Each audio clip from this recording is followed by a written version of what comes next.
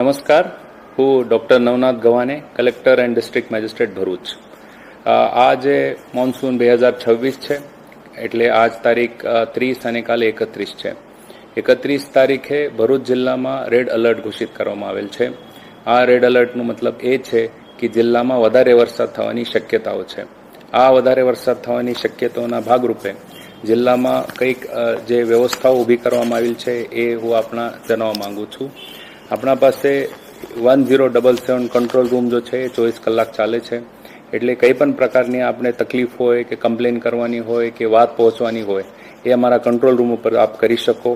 એના સાથે જિલ્લાના સમગ્ર તંત્ર, police, panchayat, RNB, electricity, fisheries, GIDC, આ બધાની તૈયારીઓ જે સતત ચાલતી હોઈએ છે. અને એ તૈયારીના ભાગરૂપે આપણે બધા તાલુકાઓમાં અલગ અલગ ટીમોની રચના કરવામાં આવેલ છે. આ ટીમો સતત જો છે પરિસ્થિતિના ધ્યાને રાખીને હાલ જે છે ફિલ્ડ ઉપર ઊભી છે. આપણા પાસે 20 બોટ ફાઇબરની છે, 6 બીજી બોટો છે. એટલે એ બોટોનું પણ આયોજન કરવામાં આવેલ છે. એનડીઆરએફની ટીમ આપણા અહીંયા ડેપ્યુટ કરવામાં આવેલ છે. એના સાથે એસડીઆરએફની ટીમ પણ આપણા પાસે ઉપલબ્ધ છે. એની જે વહેંચણી છે ડિસેન્ટ્રલાઇઝ એ પણ આપણે નર્મદાની ઉત્તર દિશાના અને નર્મદાની દક્ષિણ દિશામાં આપણે કરવામાં આવેલ છે.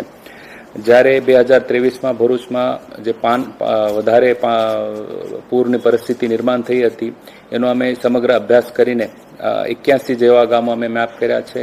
એમાં 6 થી 7 હજારની વસ્તી અફેક્ટ થઈ હતી 2023માં.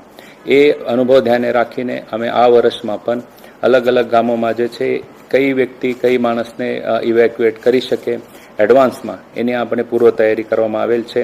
આ પ્રકારની ટીમ બિલ્ડિંગ પ્રાંત કક્ષાથી અને પોલીસ સાથે પંચાયત સાથે કરવામાં આવેલી છે. એના સાથે હું આપને કહેવા માંગુ છું કે સ્કૂલોને કાલે આપણે રજા આપવામાં આવેલ છે. આપણા માટે એક મહત્વનું એક વિષય હોય છે કે સરદાર સરોવર ડેમની સપાટી એ અત્યારે 128 મીટર જેવી છે.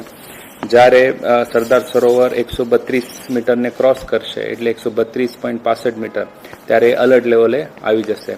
એટલે 70 થી 80% ડેમ જો છે અલર્ટ લેવલે છે. ઉપરવાસના જે વરસાદ છે સરદાર સરોવર ડેમમાં એ અત્યારે પણ -10 થી -50% છે. એટલે એનું ડિસ્ચાર્જ થવાની શક્યતાઓ જે છે એ આ 2-4 દિવસમાં ઓછી છે. ત્યારે પણ આપણે છે એ બધી તૈયારી કરવામાં આવેલ છે.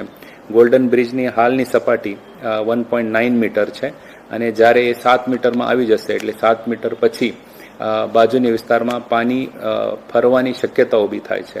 એટલે આપણા પાસે એક સફિશિયન્ટ સ્પેસ અત્યારે પણ છે, પરંતુ તાકીદારી બધાએ રાખવું જોઈએ.